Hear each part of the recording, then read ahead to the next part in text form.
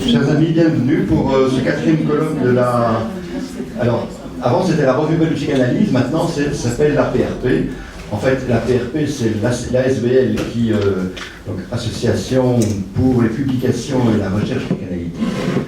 Et donc c'est cette ASBL qui publie donc la Revue belge de psychanalyse, qui également organise Psychanal, qui est notre revue numérique, enfin, c'est notre espace de publication numérique. Voilà. Donc la PRP, la revue et le colloque. Alors le colloque qui est plus clairement dans la dimension recherche, au fond, qui est dans le cycle de notre ASBL. Alors, la recherche, vu notre objet, c'est quand même une recherche autour de la question de l'écrit et de la création littéraire. Et donc c'est la création littéraire qui est aujourd'hui à l'honneur, si je peux dire. On a beaucoup de chance, puisque on a ce matin pour nous parler Antoine Masson. Alors Antoine, c'est un collègue et ami de longue date, avec lequel on a fait toute une série de choses. Et j'ai déjà eu l'occasion à plusieurs reprises de l'entendre parler à propos de ce que évoque pour lui la littérature, les créateurs littéraires, et en particulier, moi j'ai été beaucoup séduit par la manière dont il aborde l'œuvre de Pessoa, qui est pour moi une œuvre majeure de la littérature, bien sûr, mais également un espace de réflexion exceptionnel sur la question de la création, sur la question de qu'est-ce que c'est au fond le psychisme humain et l'identité. Et puis après la pause, nous avons la grande chance d'accueillir l'écrivain François Emmanuel.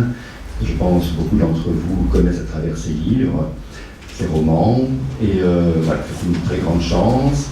Et il viendra dialoguer avec Blandine, notre collègue Blandine Favreau-Crête, qui est maintenant la directrice de la Revue belge de psychanalyse. Alors, nous aurons... la discussion ne sera pas structurée avec des discutants comme selon le modèle usuel, mais nous aurons des discutants flottants, des discutantes d'ailleurs, flottantes. En l'occurrence, on a le grand plaisir d'accueillir Ariane Lefort, également écrivaine belge bien connue et qui viendra voilà, parsemer nos échanges de ces associations, et également deux collègues, Marie-Pierre Chaumont et Isabelle Lafarge, qui ont beaucoup travaillé, notamment dans le cadre du dernier colloque de la Société belge de psychanalyse, la question de la création littéraire. Mais alors, ce grand la création littéraire qui, pour moi, bien sûr, on retrouve dans la création littéraire des figures de la psychanalyse, c'est certain. Mais je trouve intéressant d'essayer d'aller au-delà et de voir ce qui, justement, dans la création littéraire, excède ce qui a été pensé par la psychanalyse, permet de dépasser et d'ouvrir des espaces qu'elle n'a pas encore explorés.